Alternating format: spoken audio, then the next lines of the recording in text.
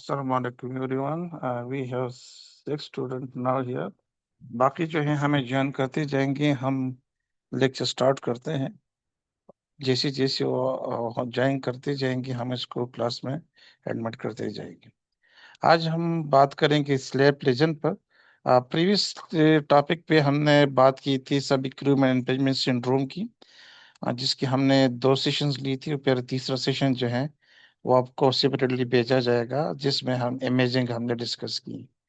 So this is the next condition in among the shoulder, the SLAP lesion. सो हम इसकी क्या क्या डिस्कस करेंगे स्लेप लीजन में. सबसे पहले तो हम बात करेंगे कि स्लेप से मुराद क्या है, इसकी how we can define the SLAP lesion. Then how we can differentiate between the different types of SLAP lesion. इसकी मुख्तलिफ क्लासिफिकेशन है. बाज अथर्स ने लिटरेचर में इसकी सिर्फ 4 किस्में बयान की हैं. सम लिटरेचर हैव रिपोर्टेड 10 टाइप्स. किसी ने 8 टाइप्स. जो हम इन सब को डिस्कस करेंगे कि what are the 4 types of का that SLAP, what are the 10 types and what are the 8. तो हम इन डिफरेंट टाइप्स पर बात करेंगे विजुअली पिक्चर्स के जरिए कि वो what is these different types of SLAP lesion mean.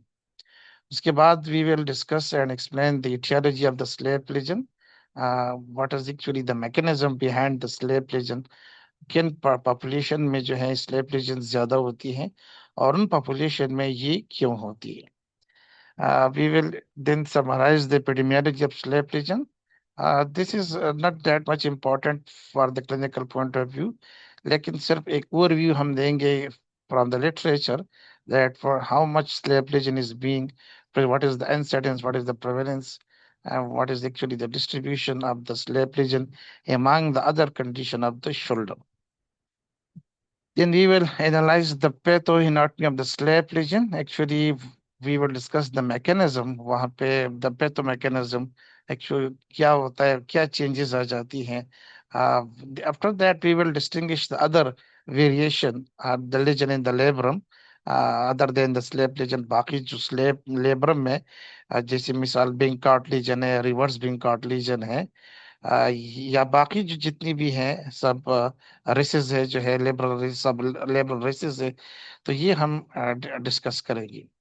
और फिर ये भी डिस्कस करेंगे कि how we can clinically distinguish.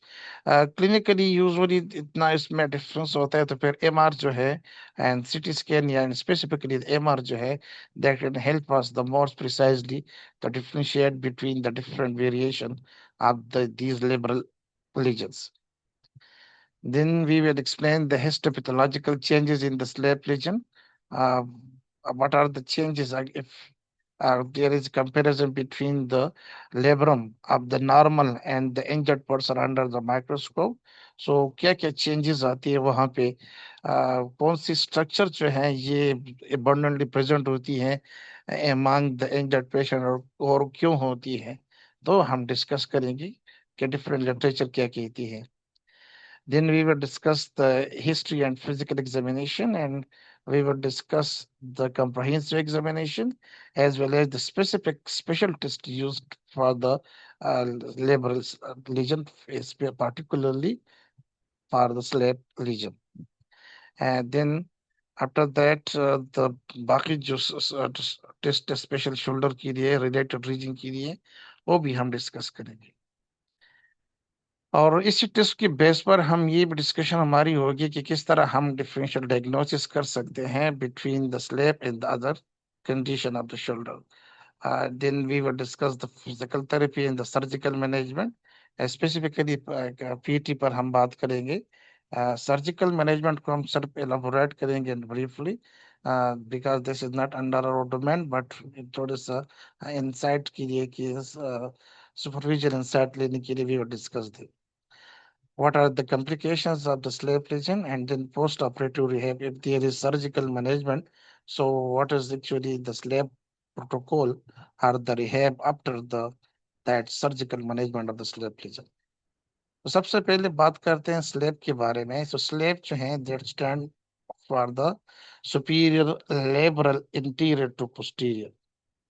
This is actually a lesion, a tear in the anterior posterior part of the superior labral. That specific area is known as the superior labral complex.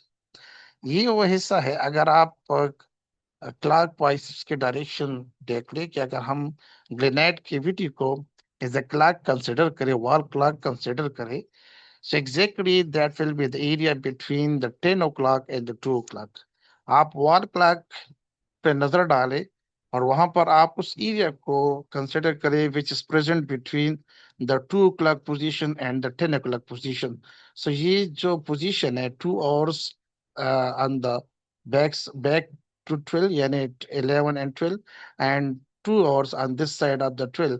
So this area में अगर किसी जगह पर भी injury हो जाती है, tier हो जाती है, degenerative चेंजेस हो जाती है, along with the long head of bicep or without the long head of bicep. Bicep जो है ये जरूरी नहीं है, क्योंकि हम सिर्फ लेबरल की बात करते हैं. हालांकि in most of the cases जो है, when there is the slap lesion, so there is also the long head of bicep involvement. उसकी वजह क्या है? ये जो पोजीशन अभी हमने बता दी, 10 o'clock और 2 o'clock position, so exactly this is that position जहां पे anchor of the long head of bicep present होती है. Exactly this is that area जहां पर लॉन्ग हेड ऑफ बाइसेप जो है अटैच होती है. So if there is tear of the that labrum, तो उसके साथ साथ जो है ये लॉन्ग हेड ऑफ बाइसेप भी जो है डिटेच होगा. अब वो डिटेच है या वो बिल्कुल जो है बकर हैंडल लेजन है या सिंपल डिटेच है, और समटाइम्स जरूरी नहीं है कि हर केस में जो है ये, सब बाज औकात ये इंटैक्ट रहता है and still only the labral tear जो है मौजूद होती है. तो ये आगे हम खैर क्लासिफिकेशन में डिस्कस करेंगे. So the injury to the labrum at the 10 o'clock to the 2 o'clock position, and that granite clock is actually known as the slab tear, and the simply known as the slab lesion. क्योंकि जरूरी नहीं है कि हमेशा से tier होगा. Sometimes there may be simple degenerative changes, so we can't call them as a tear. So the best term which can be used for this condition is the slap lesion rather than the slap tear. Slap lesion, they constitute a recognized clinical subset of complex shoulder pain pathologies. We will discuss them. Why pathologies? Because they are different pathologies. Sometimes there may be associated the glenohumeral ligament lesion as well. Sometimes there may be associated Bincart lesion. Sometimes there may be associated reverse Bincart lesion.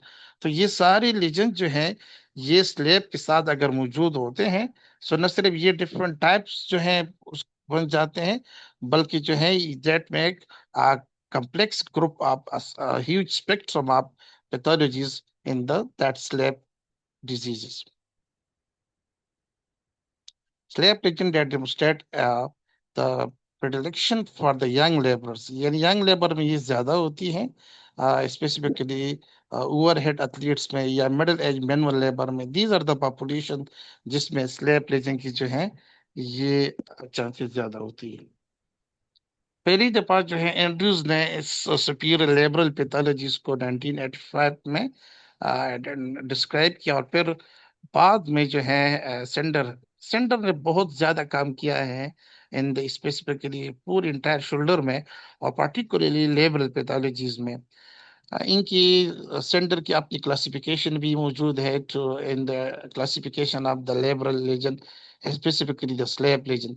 तो ये SLAP lesion नाम भी जो है it is been coined by the Snyder, और जो research उसके mat है तो उसको सिंपली फिर हम लिटरेचर में इस तरह सेट कर देते सेंडर एट ऑल.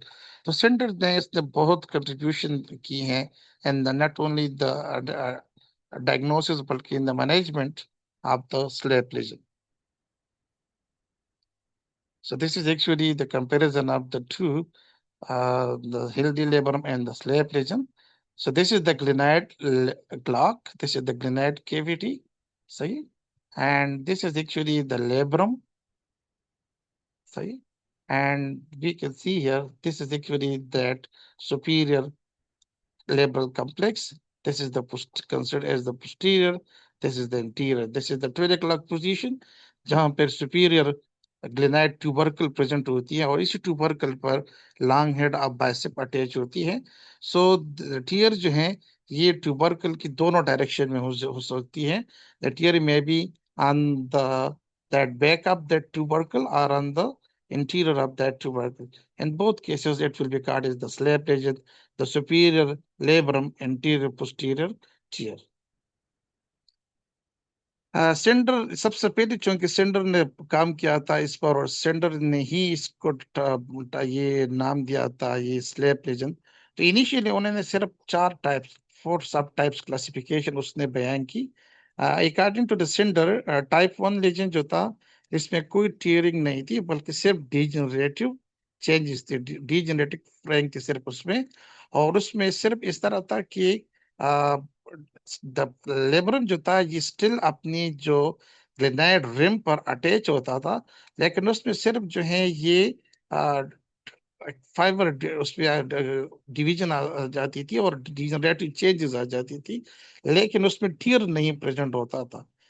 टाइप 1 में वहां पे जो टेंडन एंकर है, यानी लॉन्ग हेड ऑफ बाइसेप है, ये इंटैक्ट रहता था। It mean if there is only degenerative changes in the superior labrum without any pathological involvement of the long head of the bicep, it will be called as the type 1 according to the syndrome. Type 2 actually it is the extension of the type 1 कि जब degenerative changes तो present होंगी, but if there is additional detachment of the bicep as well, कि उसमें से bicep के साथ साथ जो है डीजनेटिव चेंजेस के साथ जो लेबरम है वो डिटेच हो जाए। यानी टाइप 1 में there is no such tear, type 2 में फिर यहाँ पे टीयर्स आ जाती हैं। यानी वी यहाँ पे क्या है, टाइप 1 लेजन है, यहाँ पर टाइप 2 स्लैब टीयर्स है। तो लेजन और टीयर में यही एक डिफरेंस है कि lesion is actually when there is just degenerative changes और टीयर इज देयर, जबकि टाइप 2 में फिर obviously there will be tear of the not only the superior labrum, but also the long head of the bicep from the glenoid rim, resulting in unstable labral bicep anchor. So this is the type 2.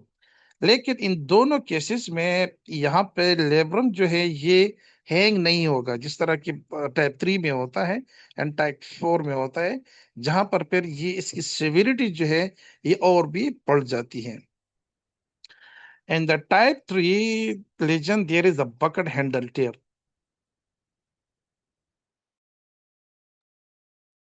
Now, this is very important. If we look at this picture, this is the type 1. We can see here there is no such tear. This is just fraying with degenerative changes. This is the bicep long head tendon. This is attached at that area. We can see there is a clear gap between them. There is जो ग्रेनाइड rim होता है उससे ये detach होता है, and there is a tear जिसमें न सिर्फ ये कि सुपीरियर लेब्रम जो है ये डिटेच हो जाता है, बल्कि टेंडन जो है ये भी डिटेच हो जाता है, and there is a severe unstable condition. Type 3 में द इसकी एक्सटेंशन होती है, इसकी सिवियरिटी बढ़ जाती है। The tendon remain on its own place, this is just detached, and labrum जो है इसकी पकड़ देखिए ना, ये बाल्टी में से जो हैंडल होती है इसको अगर आप गिरने दे तो ये इस तरह लगेगा, just like we can see here in this image. This is the handle of that, this is the bucket, and this is the handle of the, that's why it is known as the bucket handle tear. तो इस type 3 में only the labrum जो है ये एक bucket handle lesion की तरफ आएगा, यानी ये नीचे हैंग होगा, जबकि टेंडन जो है ये इंटैक्ट रहेगा। टाइप 4 जो है ये इसके भी, इससे भी जब सिवियर हो जाता है कि जब ये लेबरम जो है ये बकेट हैंडल टीयर में आ जाती है, तो इसके साथ साथ जो है ये अपने साथ ये जो लॉन्ग हेड ऑफ बाइसेप है इसको भी इन्वॉल्व कर लेता है। यानी ये जो बकेट हैंडल टीयर है that is present with extension into the bicep tendon root. इसका मतलब ये हुआ कि टाइप 2 एंड टाइप 4 में both the labrum and tendon involve होते हैं, जबकि टाइप 1 एंड टाइप 3 में यूजुअली बाइसेप जो है ये इंटैक्ट रहते हैं, वो इन्वॉल्व नहीं है। दूसरी इंपॉर्टेंट जो यहाँ आपको ये जहन में रखनी चाहिए कि बकल हैंडल टीयर जो है ये कौन से कंडीशन में प्रेजेंट होती हैं? जस्ट टाइप 3 एंड टाइप 4 में। फिर bucket handle condition with extension into the bicep, तो सिर्फ टाइप 4 में। कौन से लेजन में जो है टीयरिंग नहीं होती, जस्ट डिजेनरेटिव चेंजेस होती हैं, दिस इज द टाइप 1। सो ये थोड़ी सी जो है सिनेरियो टाइप जो है आ सकते हैं या पूछे जा सकते हैं। तो you should be very clear with the 4 types of the basic type जो सेंडर ने पहली दफा इसको क्लासिफाई किया था। These are known as the classification of the slave. आने वाले वक्तों में in the upcoming decade ensuing decade जो है बाकी रिसर्चर्स ने, जैसे including the Morgan et al and the Maffet et al, उन्होंने फिर इसकी और भी जो है कम्प्लेक्स, क्योंकि जब क्लिनिकली वो पेशेंट को देख रहे होते थे तो ये इतना सिंपल नहीं था कि बस there is bucket handle up only the labrum bucket handle with the tendon, there is just detachment, there is no bucket handle, उसके साथ साथ जो है एसोसिएटेड पैथोलॉजीज भी आ रहे थे। सो दैट्स व्हाई उन्होंने कहा कि ये 4 टाइप्स जो है this is not, that is insufficient to describe the entire spectrum of pathologies. तो उन्होंने फिर क्या किया, इन दोनों ने, Morgan et al and Maffet et al ने, इन्होंने फिर 10 different types of SLAP tear जो है डिस्क्राइब की, जिसमें बिंग कार्टिलेजन और इस बाकी जो एसोसिएटेड लेजन है वो सब इसके साथ आ रही थी। तो ये और 10 types of the SLAP lesion है जो उन्होंने एक्सप्लेन की थी। और इसमें जो बेसिक इसका था that was the sender et all. Initial इसकी जो टाइप 4 तक थी, 1 2 3 4, ये वही 4 जो 4 क्लासेस थे, क्लासिफिकेशन थी जो सेंडर एट ऑल ने बयान की थी। उन्होंने उसके साथ फर्दर जो इस पे प्रेजेंट थी उन्होंने ये यूज की है। इसको हम यहाँ पे आसान होगा इसमें अगर हम एक्सप्लेन कर ले। Labrum and basic just fraying होती है, there is no intact, there is no involvement of the bicep tendon, just lesion of the degenerative changes होती है, फ्रैंक होती है ओनली वहाँ पे। इसी तरह जो है टाइप 2 में there is, along with the degenerative changes, there is detachment of the bicep and the labrum. Type 3 में फिर bucket handed tear but without the bicep tendon. Bicep tendon सिर्फ और सेपरेट होता है, डिटेच होता है, लेकिन वो बकेट हैंडल का हिस्सा नहीं होता, ऊपर रहता है। So this is the type 3। And type 4 में when the bucket handle tear present होती है with the detach bicep tendon anchor remain attach to the bucket handle tear, यहाँ पे वो बकेट हैंडल का हिस्सा नहीं होता। ये तो 4 स्टैंडर्ड एट ऑल के थे। बाकी जितनी भी हैं ये तमाम की तमाम यूजुअली टाइप 2 की एक्सटेंशन है, यानी according to that Morgan et al, all the remaining the 6 type of the that slab region, they are the extension of the type 2 lesion. तो ये इंपॉर्टेंट है। आप टाइप 2 के साथ जब यहाँ पे इंटीरियर इंफीरियर लेबरल एक्सटेंशन यानी Bankart lesion, so it mean type 2 plus Bankart lesion, this is the type 5। अगर टाइप 2 के साथ यहाँ पर अगर आप देखें, ये टाइप 4 तक तो सही है, हमने एक्सप्लेन कर दिया। यहाँ पर देखिए this is actually the type 2, बिल्कुल एग्जैक्टली टाइप 2 एंड टाइप 2। लेकिन ये देखिए यहाँ पर कोई टीयर नहीं है इसमें, यहाँ पर the lesion is being extended to the, this is actually known as the Binkart lesion। क्या है? When the lesion is present between the 3 o'clock and the 6 o'clock position, we can say that the anterior and inferior, अगर इसको आप 4 quadrant में divide कर ले तो ये दोनों जो है upper quad interior upper quadrant, posterior upper quadrant, the posterior inferior quadrant and the interior inferior quadrant। तो अगर लोअर क्वाड्रेंट में, यहाँ पे इंटीरियर लोअर क्वाड्रेंट में 3 to 6 o'clock अगर कोई लीजन है, so that would be called as the Binkart lesion. तो यहाँ पर दिस इज द स्लेब, उसके बाद ये जो एक्सटेंशन पहुंच जाती है Binkart लीजन, तो that's actually known as the type 5 SLAP lesion, mean the type 2 plus the anterior inferior lateral extension up to the that Binkart, so Binkart lesion plus 2। Similarly type 6 में क्या होगा कि वहां पर एक फ्लैप जो है ये बन जाएगी, जैसे यहाँ पे वी कैन सी हियर, यहाँ से जो लेब्रम का जो है ये स्लैब प्रेजेंट है, प्लस कोई इन्वॉल्वमेंट ऑफ द बेंकॉट लीजन नहीं है, लेकिन यहाँ पे इंटीरियरली एक फ्लैप सा जो है ये जुदा होगा, प्रेजेंट होगा। So when the flap is present along with the type 2, that will be called as the type 6 slap lesion, that slap tier. If there is situated middle glenohumeral ligament or any glenohumeral ligament injury along with the slap lesion, then it will be called as the type 7. So type 2 along with the, this is actually labrum के साथ सारे जो ligaments होते हैं ये attach होते हैं. सो ये अगर टाइप 2 है और इसकी एक्सटेंशन हो जाती है rather than the Bankart, बल्कि वो एक लिगामेंट के साथ प्रेजेंट होती है, so then this lesion, this tear will be called as the type 7 SLAP tear. Type 8 में ये होगा कि जिसमें which is opposite of the type 6. Type 6 में वहां पे इंटीरियर एक्सटेंशन थी. अगर टाइप 2 में पोस्टीरियर एक्सटेंशन प्रेजेंट हो जाती है, यानी हमने जो पिछले डिस्कस किया था कि this is a movement 10 o'clock और 2 o'clock की पोजीशन, लेकिन अगर वो पोस्टीरियरली 10 o'clock से 9, 8, 7 तक पहुंच जाती है, so then that will be called as the type 8. This is the type 8. We can see here this is the SLAP lesion which is opposite of the types. और यहाँ पर देखिए, यहाँ पर there was the interior extension similar level पे. So इसको आप कह सकते हैं कि ये रिवर्स बिंकॉट लीजन है. If the lesion is between the 6 o'clock and 9 o'clock position, which is actually present with the posterior dislocation, Venkart lesion is associated with the interior shoulder dislocation. तो यहाँ पर if there is posterior extension up to that posterior afferents section, so which means the reverse Venkart lesion, that will be called as the type 8. And if there is interior extension with along with the Venkart lesion, so this will be called as the type 5.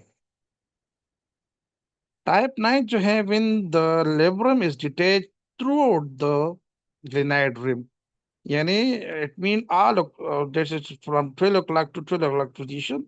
You can see here there is both. So that is some since we can say that the combination of the type 5 and the type 8, they both when present at the same time. So that will be the type 9, जिसमें slab lesion के साथ साथ there is posterior extension, there is interior extension as well. Entire labrum rim से labrum glenoid rim से labrum जुदा हो जाता है.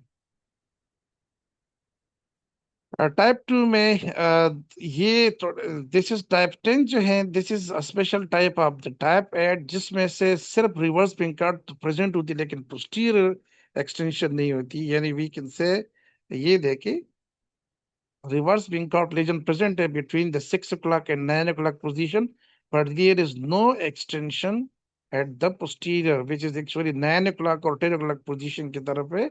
So when the Wincott lesion is isolated present with the type 2 slab tear, then it will be called as the type 10. And if the slab type 2 slab tear is present, not only the Wincott lesion, but as well as the entire posterior extension, then it is the type 10. So these are the 10 type of the slap lesion.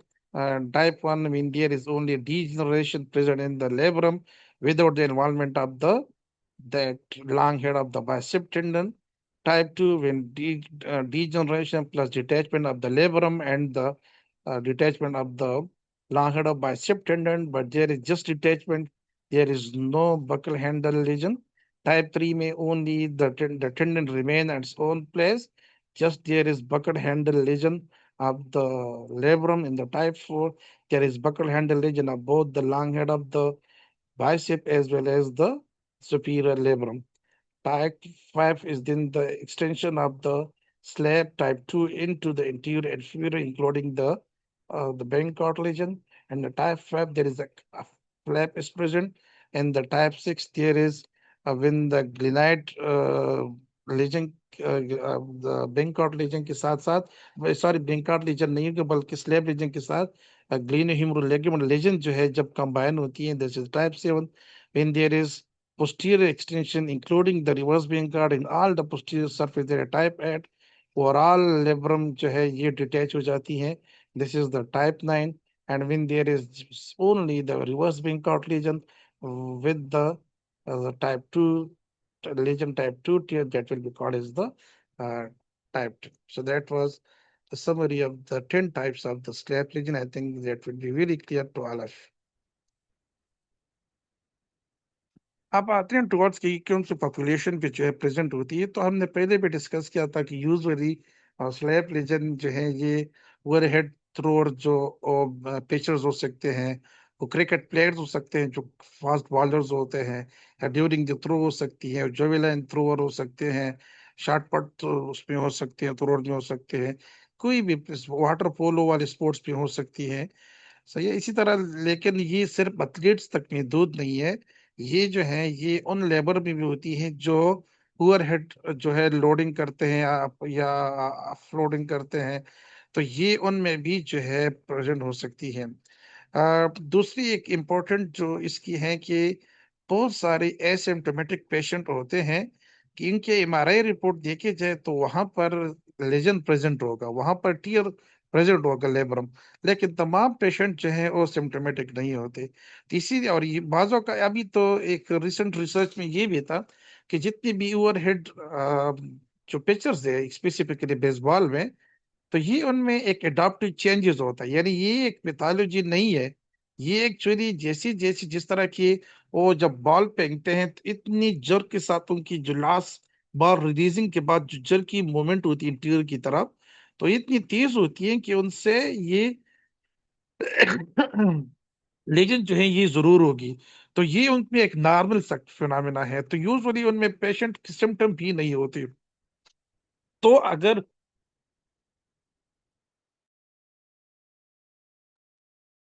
Okay, तो अगर patient जो है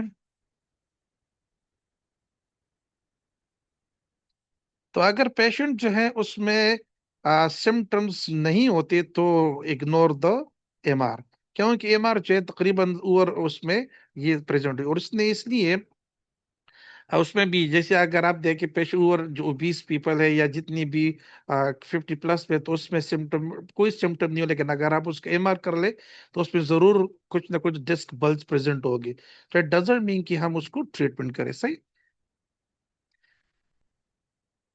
अच्छा, आगे जाते हैं हम discuss etiology को। अच्छा, इटियोलॉजी जो है इसकी इतनी सिंपल नहीं है। उसकी वजह ये है कि there are multiple factors which are regarding which is causing this condition. इसलिए हमने उसकी जो ऑक्यूपेशन के साथ साथ जो है उसकी कोई ट्रॉमेटिक है कि नॉन ट्रॉमेटिक ये देखना पड़ेगा। प्लस एसोसिएटेड पैथोलॉजी जरूर प्रेजेंट होती है। बहुत कम केसेस में इस तरह होता है कि स्लैब टीयर जो है ये प्रेजेंट होती है isolately and there is no other lesion. तो ये स्लैब लीजन या इस तरह की कुछ सिम्टम्स उसकी होती है, और सिम्टम क्या है जो हमें थोड़ी सी मतलब एक जहन में आ जाती है कि भाई the person may have the slip। जैसे जब वो थ्रो करता है तो थ्रो में उसको एक साउंड सा आ जाता है, क्लिक्स आ जाती है शोल्डर में, पॉपिंग।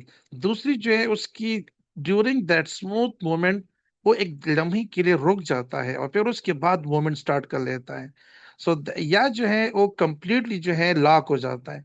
तो इन केसेस में इस क्लिनिक में अगर ऐसे सिम्टम्स आ रहे हैं, उनसे आप इज्यूम करिए कि आप इस तरह कर एक बॉल सोचे कि आपके हाथ में एक बॉल और इसको आसानी उस दीवार की तरफ फेंक के, और वो जैसी वो लेट का पोजीशन के बाद जो एक्सलरेशन डिक्सलरेशन फेज पे आएगा, तो उसमें वहां पे शोल्डर में एक पॉप सी क्लिक सी होगी, पॉप सी होगी।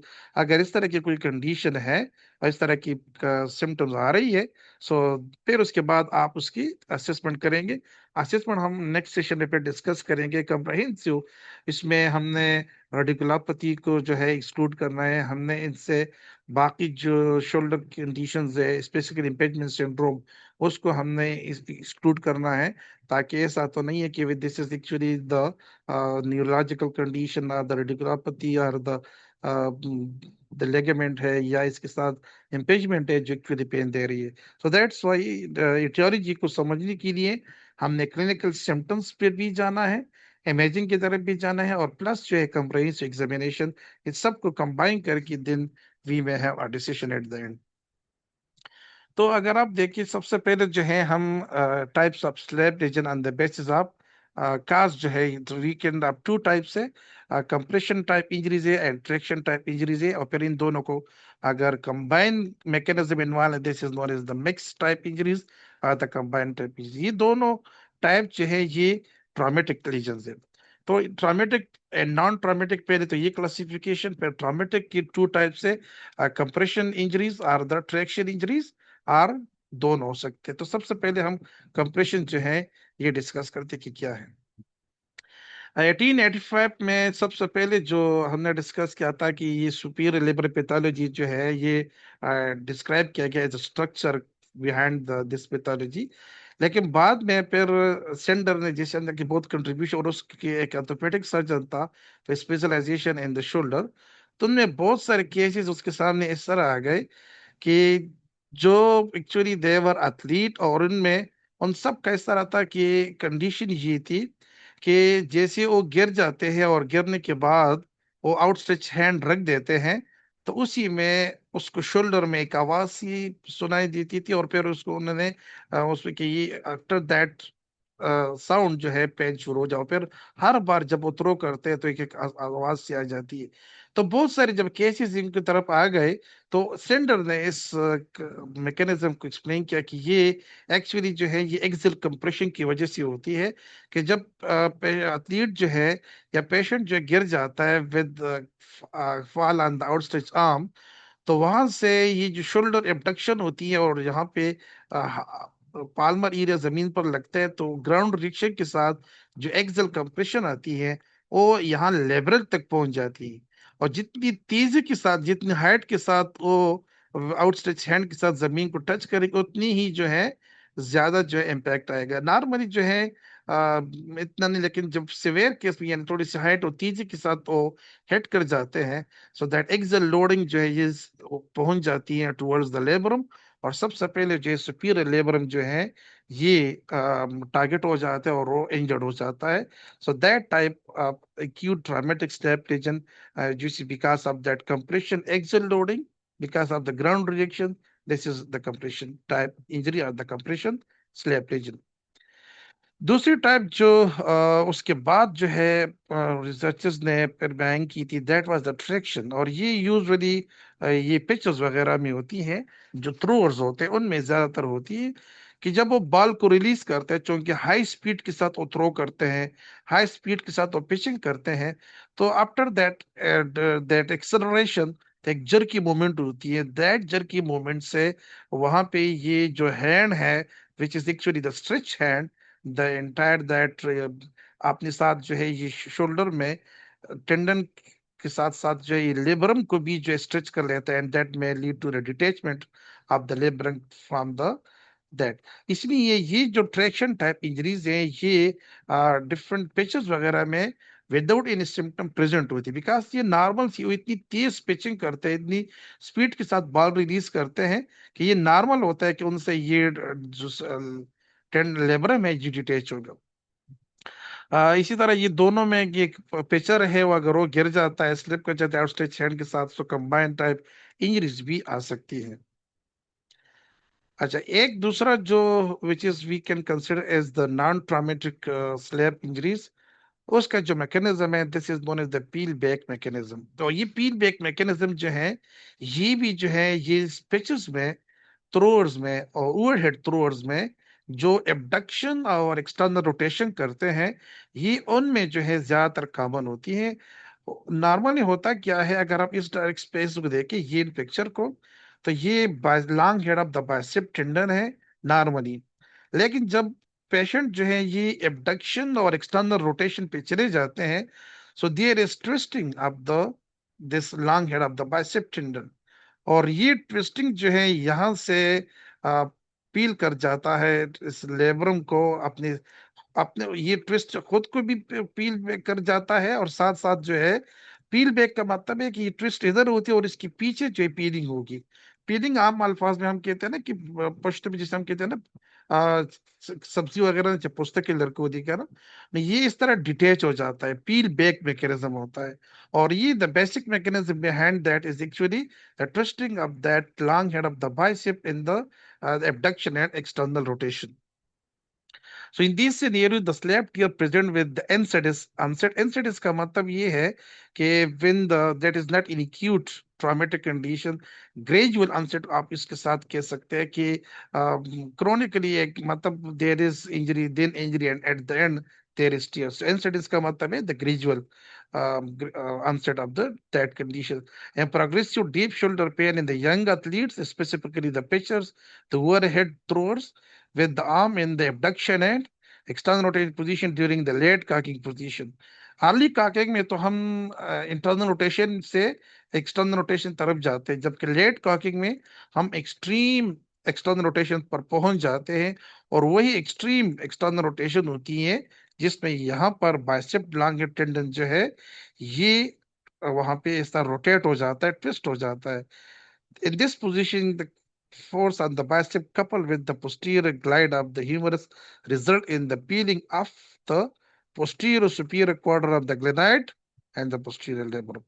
तो और इसके दोनों केसेस में, यानी एक तो वहां पे जैसे हम एक्सटर्नल रोटेशन करते हैं तो वहां पे जो आर्थोकाइनेमेटिक्स अगर हम देखें तो द ह्यूमरस हेड जो है ये वहां पे पोस्टीरियर रोटेट होते हैं. दैट पोस्टीरियर ग्लाइडिंग के साथ साथ जो है the twisting rotation of the tendon in both cases में क्या होगी, there will be peeling of the posterior superior quadrant and the posterior labrum. तो जिसकी वजह से ये लेकिन इसकी रीजन जो है दिस इज डायरेक्ट नहीं होता, बल्कि ये ग्रेजुअली जो है बेस होता है, ग्रेजुअली जो है ये इसकी अनसेट होती है. So the extreme external rotation of the thrower shoulder, that may be the cause, and that's why this is known as the peel back mechanism. तो यहाँ पे जो compression में तो the main mechanism was the fall on the outstretched arm. Traction में यहाँ पे the jerky moment after that acceleration phase, जबकि peel back mechanism में this is actually the late cocking phase of the when there is maximum external rotation. जिस तरह की peel back mechanism जिस तरह होता है, जैसे मिसाल आप एक बॉटल होता है उसके ऊपर लिड होता है, आप लिड को जैसे ओपन कर देते हैं, इसी तरह ये पील हो जाता है with the grenade rim. The long head of the bicep is an important dynamic restraint against external rotation when the arm is abducted, and that's why it is being involved. ज्यादातर जो है ये बेसबॉल पिचर में present इसकी acid ज्यादा होती है. इंशाल्लाह रिमेनिंग जो है that will be discussed in the next session, जिसमें हम डीजेनरेटिव स्टेपलिंग के साथ साथ बाकी टाइप्स भी डिस्कस करेंगे. कोई भी क्वेश्चन अगर आप कहें तो हम नेक्स्ट सेशन में उसको डिस्कस करेंगे. सही है. Thank you so much to all.